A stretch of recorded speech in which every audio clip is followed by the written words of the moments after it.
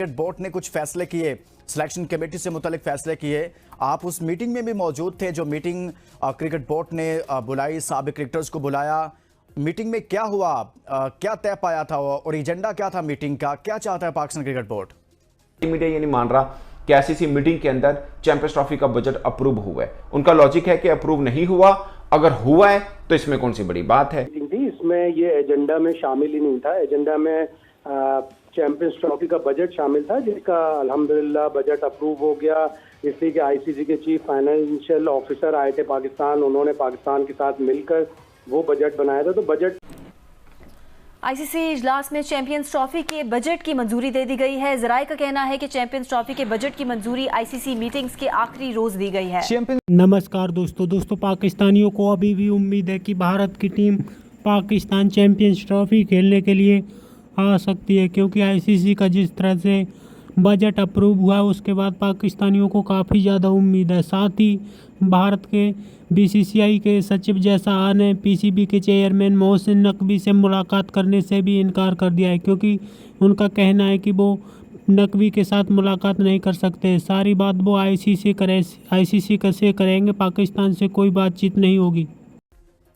देखिए, हमें मीटिंग में जाकर भी पता नहीं चला कि पाकिस्तान क्रिकेट बोर्ड क्या चाहता है और मीटिंग का एजेंडा क्या है और पाकिस्तान क्रिकेट बोर्ड का फोकस क्या है, उस मीटिंग से क्या अचीव करना चाहता है और उससे हासिल क्या करना चाहता है। इतने जो 25-30 लोग बुलाए हैं, उसके बाद कराची से किसी को बुलाया, किसी को पेशावर से, किसी को रावलपिंडी से, किसी को कहाँ के, फिर बुला के आपने 5 स्टार होटल्स में उनको स्टे दिया है और ना आपको एजेंडे का पता। आपने एक डोमेस्टिक स्ट्रक्चर दे दिया, उधर स्क्रीन पे लगा दिया, ये हमने डोमेस्टिक स्ट्रक्चर बना दिया जी, आप इसको देख लें।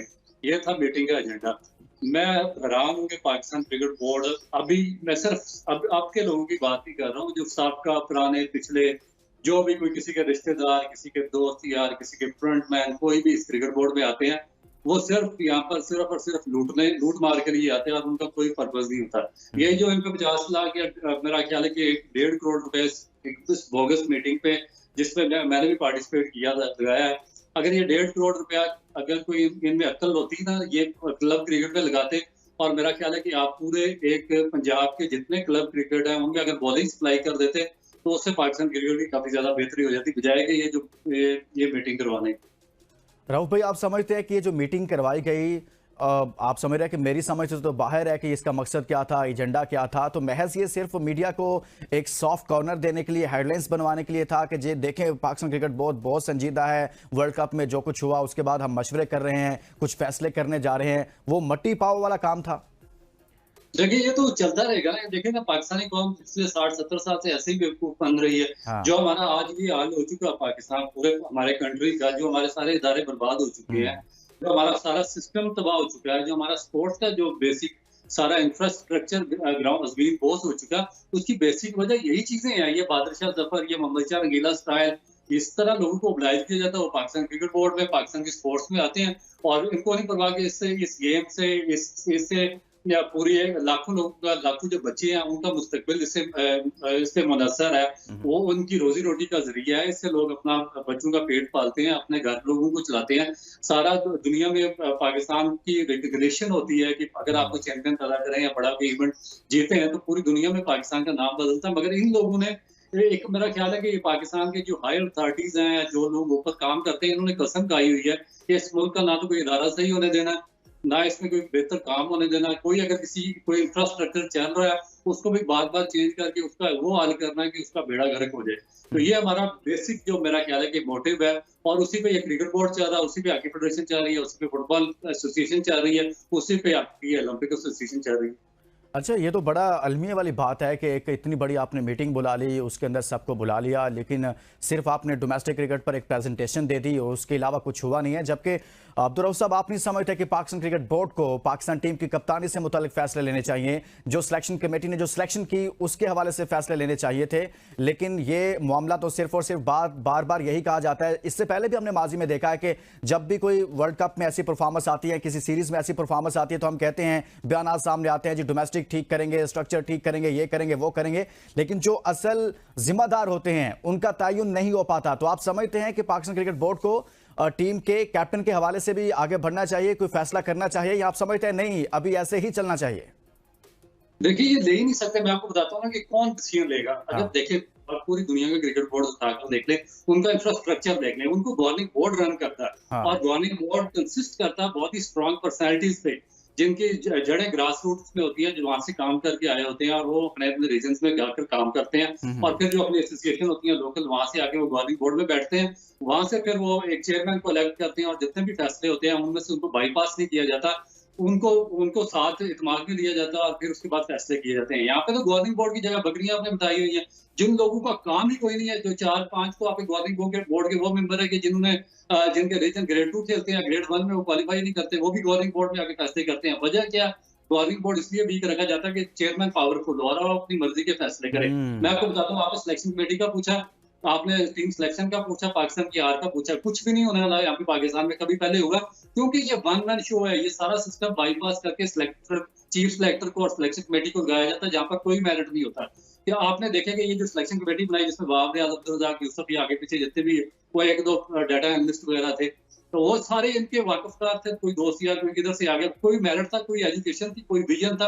आपने देखे विजन पे तो वो बंदा काम कर सकता है जिसकी जड़ें ग्रास रूट में, जिसको जो पीछे 25-30 साल का सिस्टम जानता है कि कौन सा बंदा विजनरी है, किसके पास एजुकेशन है। और दूसरा, अगर हुआ है तो फिर प्रेस रिलीज में मेंशन क्यों नहीं है। तीसरी खास बात कि जय शाह साहब ने जो है वो मिलने से साफ इनकार कर दिया। उन्होंने बोला मैंने बात ही नहीं करनी पाकिस्तान क्रिकेट बोर्ड से, मैंने जो बात करनी है आईसीसी से बात करनी है।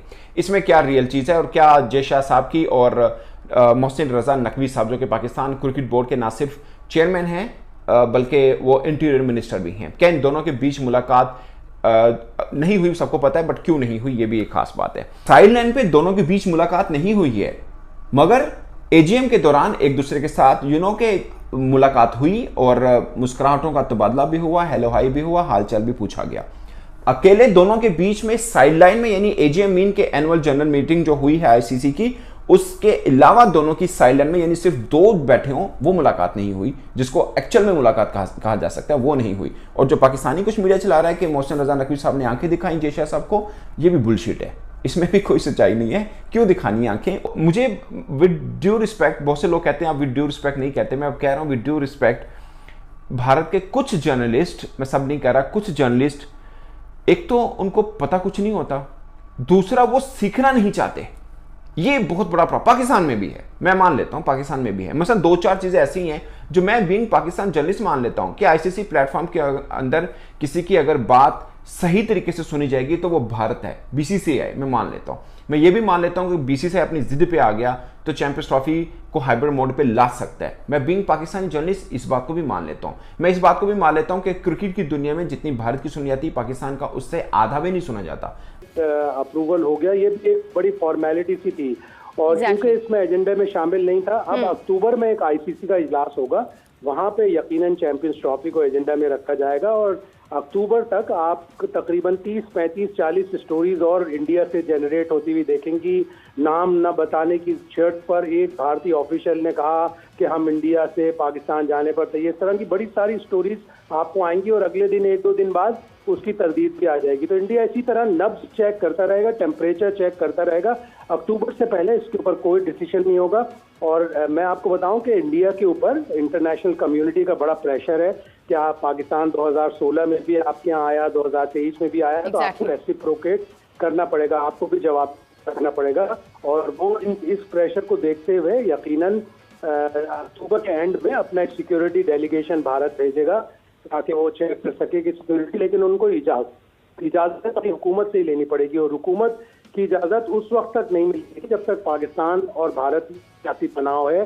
4 अगस्त को गालिबन सार्क की एक मीटिंग है, इजलास है, एग्जीक्यूटिव कमेटी का भी और प्रेसिडेंशियल कमेटी का भी, वो कोलंबो में है। उसमें अगर कोई पॉलिटिकल पेशरफ्त हुई, कोई दोनों मुल्कों के वजीर आजम मिले या दोनों मुल्कों के वजीर खारजा मिले तो यकीनन सियासी तनाव कम होगा। उसके बाद ही भारतीय क्रिकेट टीम को पाकिस्तान आने की इजाज़त मिलेगी।